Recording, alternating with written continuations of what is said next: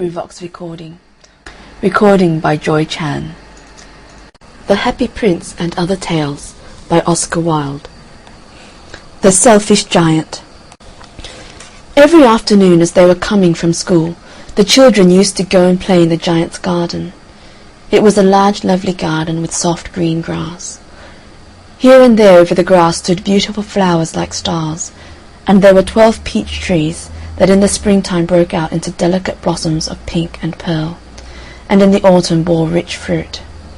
The birds sat on the trees and sang so sweetly that the children used to stop their games in order to listen to them. "How happy we are here!" they cried to each other. One day the giant came back. He had been to visit his friend, the Cornish ogre, and had stayed with him for 7 years. After the 7 years were over, he had said all that he had to say, for his conversation was limited, and he determined to return to his own castle. When he arrived, he saw the children playing in the garden. "What are you doing here?" he cried in a very gruff voice, and the children ran away. "My own garden is my own garden," said the giant. "Anyone can understand that, and I will allow nobody to play in it but myself." So he built a high wall all round it and put up a notice board. "Trespassers will be prosecuted." He was a very selfish giant. The poor children had now nowhere to play. They tried to play on the road, but the road was very dusty and full of hard stones, and they did not like it. They used to wander round the high wall when their lessons were over, and talk about the beautiful garden inside.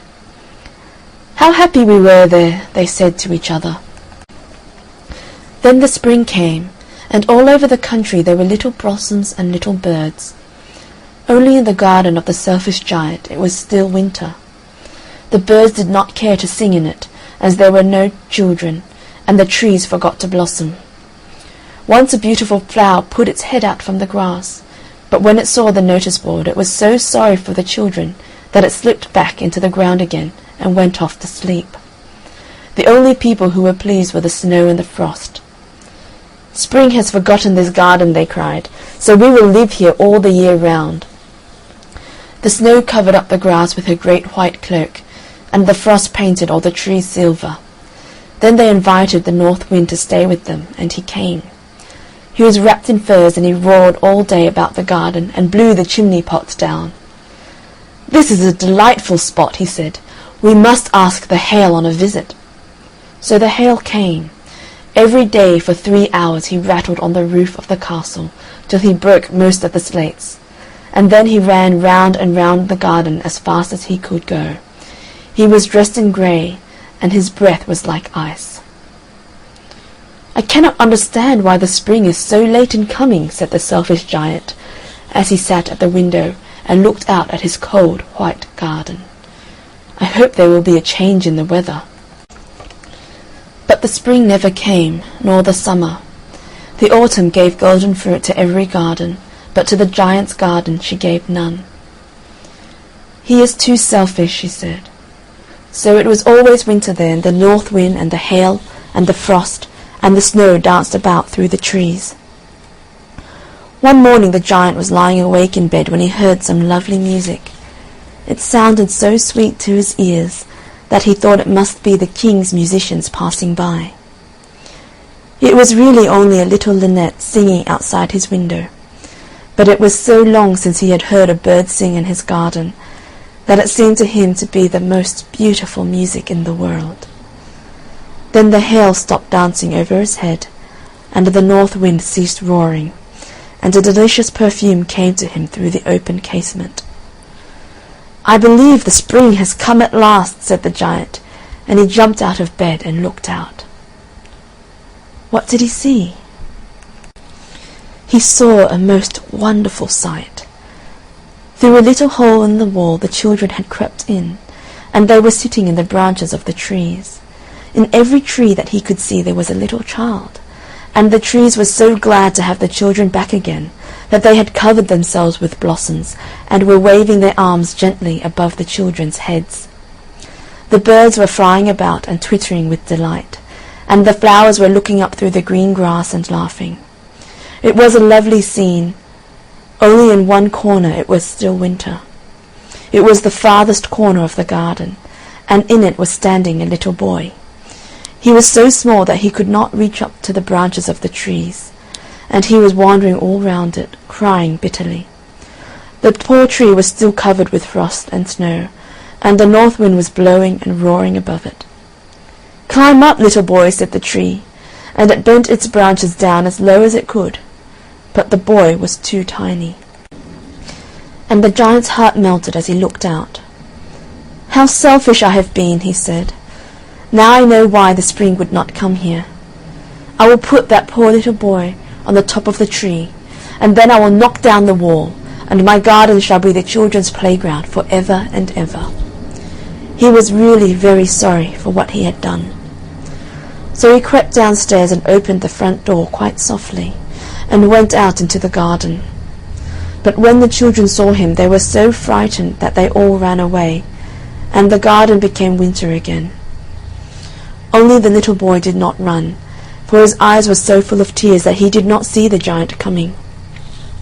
And the giant stole up behind him, and took him gently in his hand, and put him into the tree. And the tree broke at once into blossom, and the birds came and sang on it, and the little boy stretched out his 2 arms, and flung them around the giant's neck, and kissed him. And the other children, when they saw that the giant was not wicked any longer, came running back, and with them came the spring. "It is your garden now, little children," said the giant, and he took a great axe and knocked down the wall. And when the people were going to market at 12 o'clock, they found the giant playing with the children in the most beautiful garden they had ever seen. All day long they played, and in the evening they came to the giant to bid him good-bye. "But where is your little companion?" he said, "the boy I put into the tree?" The giant loved him the best because he had kissed him. "We don't know," answered the children. "He has gone away." "You must tell him to be sure and come here tomorrow," said the giant. But the children said that they did not know where he lived, and had never seen him before, and the giant felt very sad. Every afternoon when school was over, the children came and played with the giant, but the little boy whom the giant loved was never seen again. The giant was very kind to all the children, yet he longed for his first little friend, and often spoke of him. "How I would like to see him," he used to say. Years went over, and the giant grew very old and feeble. He could not play about any more, so he sat in a huge armchair, and watched the children at their games, and admired his garden. "I have many beautiful flowers," he said, "but the children are the most beautiful flowers of all." One winter morning he looked out of his window as he was dressing. He did not hate the winter now, for he knew that it was merely the spring asleep, and that the flowers were resting. Suddenly he rubbed his eyes in wonder, and looked and looked. It certainly was a marvellous sight. In the farthest corner of the garden was a tree quite covered with lovely white blossoms. Its branches were all golden, and silver fruit hung down from them, and underneath it stood the little boy he had loved. Downstairs ran the giant in great joy, and out into the garden. He hastened across the grass and came near to the child, and when he came quite close his face grew red with anger, and he said, "Who hath dared to ruin thee?" For on the palms of the child's hands were the prints of 2 nails, and the prints of 2 nails were on the little feet. "Who hath dared to ruin thee?" cried the giant. "Tell me, that I may take my big sword and slay him." "Nay," answered the child, "but these are the wounds of love."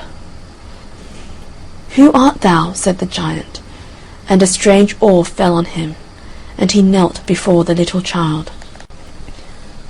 And the child smiled on the giant and said to him, "You let me play once in your garden. Today you shall come with me to my garden, which is paradise." And when the children ran in that afternoon, they found the giant lying dead under the tree, all covered with white blossoms. End The Selfish Giant.